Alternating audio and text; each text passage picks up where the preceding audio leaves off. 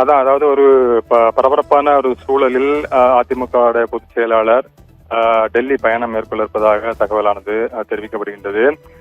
நீங்கள் குறிப்பிட்டது போல செவ்வாய்க்கிழமை அவர் டெல்லி வந்து வருவதாக தகவலானது தெரிவிக்கப்பட்டிருக்கின்றது. குறிப்பாக அவருடைய இந்த பயணத்தினுடைய முக்கிய நோக்கமாக அவர்கள் சொல்லப்படுவது தற்போது அண்மையில் தான் குடியரசு துணைத் தலைவராக சி.பி. ராதாகிருஷ்ணன் பதவியேற்றுக் கொண்டார். எனவே அவரை சந்தித்து அவருக்கு வாழ்த்து தெரிவிப்பதற்காக இந்த பயணம் மேற்கொள்ளப்படுவதாக தகவலானது தற்போது தெரிவிக்கப்படுகின்றது.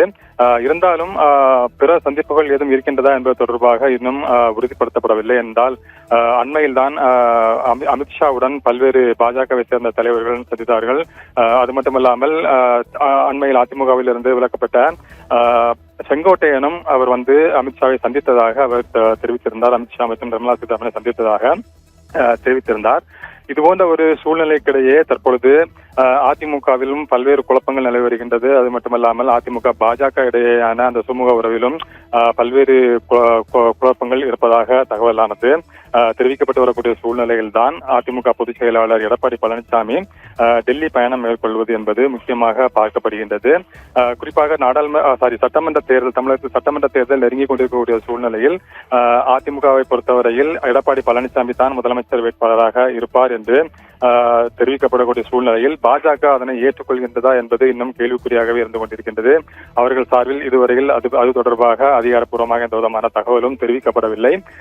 இந்த நிலையில் இதுபோன்ற ஒரு சிக்கலான பிரச்சனை இருந்து கொண்டிருக்கக்கூடிய ஒரு சூழ்நிலையில் தான் தற்பொழுது அடுத்த கட்டமாக பாஜக அதிமுக அந்த கூட்டணி தொடர்பாகவும், அது மட்டுமல்லாமல் நாம் பார்த்தது போல சட்டமன்ற தேர்தலில் எந்த மாதிரி தொகுதிகள் யாருக்கு ஒதுக்கப்படுவது, மேலும் கட்சிகள் இணையுமா இந்த கூட்டணியில் என்பது தொடர்பாக பல்வேறு கேள்விகள் இன்னும் நீடித்துக் கொண்டே இருக்கின்றது, முழுமை பெறவில்லை. இந்த நிலையில் தான் அதிமுக பொதுச் செயலாளர் எடப்பாடி பழனிசாமி டெல்லிக்கு வரும் செவ்வாய்க்கிழமை அவர் பயணம் மேற்கொண்டு அன்றைய தினமே அவர் மீண்டும் சென்னை திரும்பி விடுவதாகவும் தகவலானது தெரிவிக்கப்படுகின்றது. எனவே ஒரு நாள் பயணமாக அவர் வருவதாகவே தற்போது தகவலானது தெரிவிக்கப்பட்டிருக்கின்றது.